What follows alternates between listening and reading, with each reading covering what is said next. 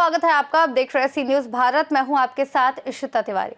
इस बुलेटिन में हम आपको रूबरू करवाएंगे उत्तर प्रदेश के जिलों से आ रही मुख्य खबरों से। तो चलिए शुरू करते हैं खबरों का सिलसिला। पहली खबर बलिया से है, जहां 250 से अधिक अस्थायी पटाखा दुकानें लगाने की मंजूरी दी गई है। साथ ही बात होगी संभल की, जहां राजकीय कन्या इंटर कॉलेज में करियर गाइडेंस मेला आयोजित किया गया। ऐसी तमाम खबरों पर विस्तार से करेंगे चर्चा। बलिया में दिवाली के मौके पर 250 से अधिक अस्थायी पटाखा दुकानों को मंजूरी दी गई है। जिला प्रशासन ने निर्देश दिए हैं कि सभी दुकानें आबादी से दूर रहेंगे। हर तहसील अंतर्गत दुकान लगाई जा रही है। बलिया शहर में टाउन पॉलिटेक्निक कॉलेज के मैदान में दुकान लगाई गई है। सीएफओ भारतेंदु जोशी ने बताया कि दुकानों में बालू, अग्निशमन यंत्र, पानी और धूम्रपान निषेध बोर्ड लगाना जरूरी है।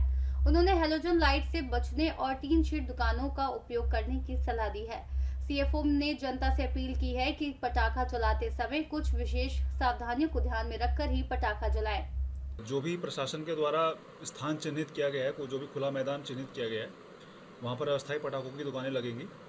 पटाखों की दुकान लगने के संदर्भ में एक सुरक्षित जो दूरी होती है हमारी 3 मीटर की, उसका अनुपालन करना सुनिश्चित कराया जाएगा। उसके अलावा हर दुकान पे 2 अग्निशामक यंत्र, आपके फायर एक्सटिंग्विशर, उसके अलावा बालू रहना चाहिए, रेत रहना चाहिए और सफिशिएंट अमाउंट ऑफ पानी, मतलब पानी की मात्रा वहाँ पर आपका 200 लीटर का कम से कम एक ड्रम रखवाएं। और धूम्रपान निषेध का एक बोर्ड लगवा लें, ताकि क्योंकि कोई सिगरेट वगैरह ना पिए आसपास। हेलोजन लाइट का प्रयोग जितना पॉसिबल हो उतना ना करें। कोशिश ये होनी चाहिए कि कपड़े का इस्तेमाल ना करा जाए आपका अस्थायी पंडाल या दुकानों को बनाने के लिए। टी शर्ट की अगर दुकानें लगे तो ज़्यादा हमारे लिए बेटर रहता है, इससे आग फैलती भी नहीं है। तो जो भी प्रशासन के द्वारा स्थान चिन्हित किया गया है वहीं अस्थायी पटाखों की दुकानें लगे।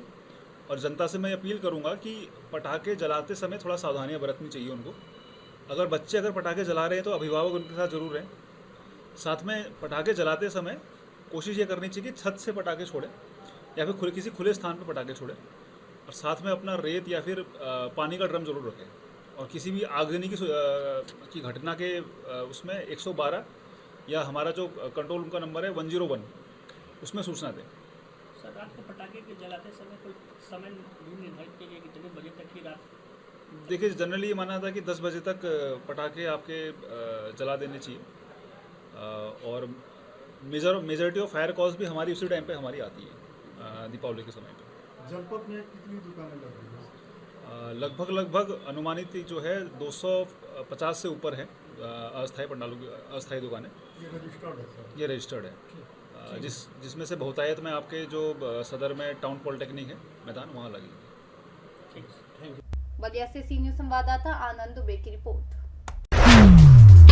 बलिया के ऐतिहासिक, धार्मिक और पौराणिक ददरी मेले की आयोजन समिति के अध्यक्ष पद को लेकर नगर पालिका अध्यक्ष संत कुमार गुप्ता और ईओ के बीच टकराव गहराता जा रहा है।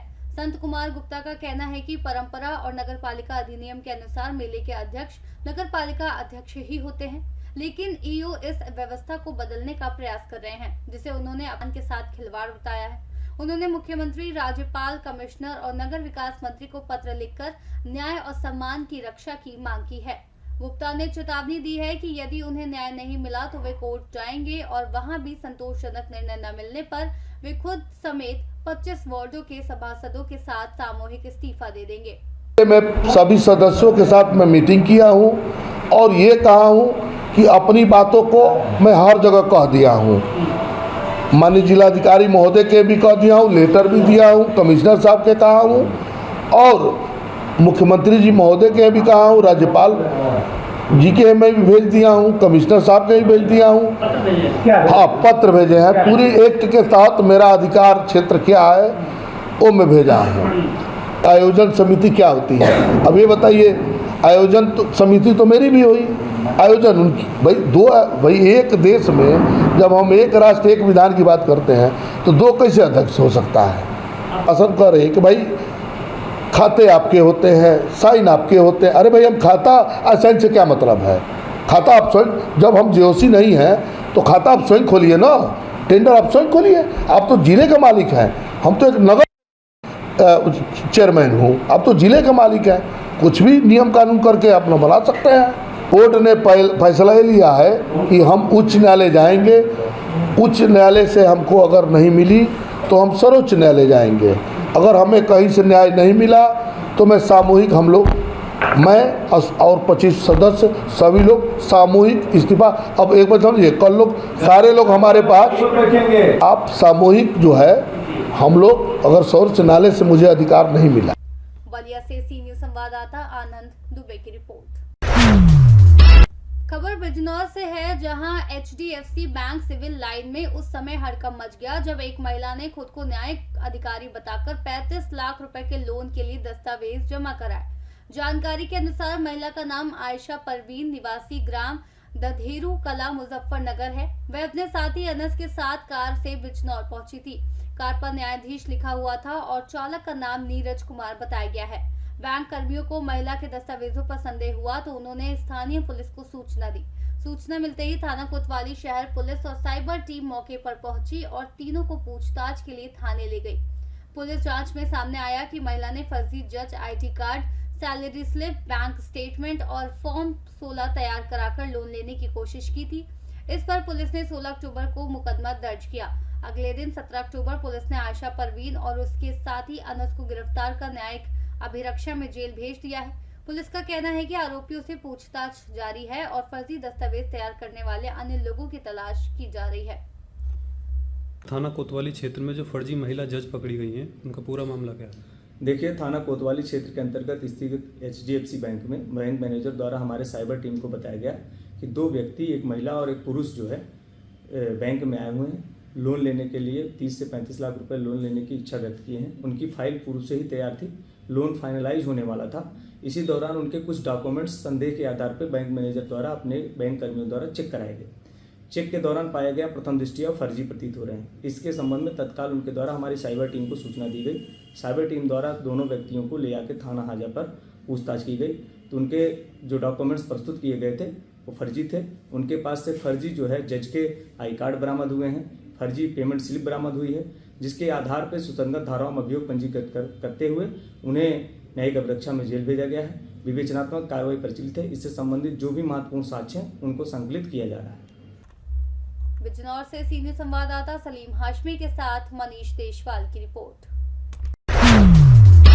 चंदौली मुख्यालय स्थित पंडित कमलापति त्रिपाठी राजकीय स्नातकोत्तर महाविद्यालय में शनिवार को मिशन शक्ति चरण 5 के अंतर्गत महाविद्यालय की छात्राओं द्वारा नारी स्वावलंबन एवं स्वरोजगार के तहत दिया एवं थाली डेकोरेशन संबंधी कार्यक्रम में भाग लिया गया।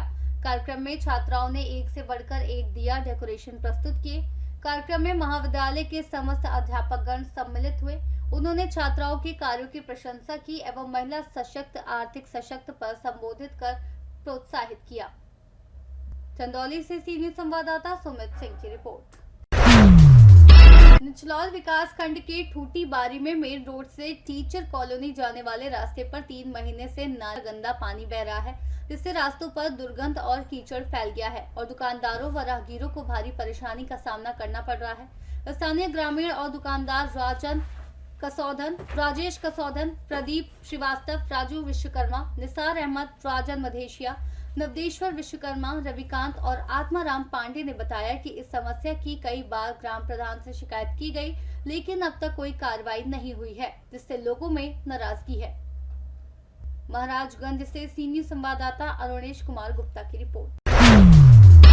खबर संभल से है, जहां राजकीय कन्या इंटर कॉलेज सिरसी में कैरियर गाइडेंस मेला आयोजित किया गया, जिसमें मुख्य अतिथि के रूप में सिरसी नगर पंचायत के अध्यक्ष कौसर अब्बास शामिल हुए। साथ ही स्टेट बैंक ऑफ इंडिया के मैनेजर संदीप कुमार जैन, अधिवक्ता ताहिर हुसैन एवं पुलिस स्टाफ मौके पर मौजूद रहा।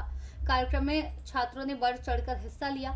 आयोजन प्रधानाचार्य प्राची चंद्रा के निर्देशन में चंचल शर्मा द्वारा किया गया तथा संपूर्ण कार्यक्रम का संचालन गुलशन जहां द्वारा किया गया। इस अवसर पर समस्त छात्राएं एवं विद्यालय का समस्त स्टाफ उपस्थित रहा। संभल से सीनियर संवाददाता इसरार आलम सैफी की रिपोर्ट। खबर संभल से है, जो धनतेरस के अवसर पर कस्बे का बाजार दिन भर खरीदारों से गुलजार रहा। सुबह से ही लोगों की भीड़ बाजारों में उमड़ पड़ी। झाड़ू, बर्तन, दीपक, झालर और सजावटी सामान की दुकानों पर ग्राहकों की लंबी कतारें नजर आई। व्यापारियों ने बताया कि पिछले वर्षों की तुलना इस वर्ष धनतेरस पर बिक्री अधिक रही। महिलाओं और बच्चे दीपावली की सजावट के सामान की, वहीं सोने चांदी के आभूषणों की दुकानों पर भी ग्राहकों की अच्छी भीड़। जगह जगह ट्रैफिक पुलिसकर्मी सुरक्षा व्यवस्था बनाए रखने के लिए तैनात रहे। संभल से सी न्यूज़ संवाददाता इसरात आलम सैफी की रिपोर्ट। बुलेटिन में फिलहाल इतना ही। देश और दुनिया की तमाम बड़ी जानकारियों के लिए देखते रहिए सी न्यूज़ भारत।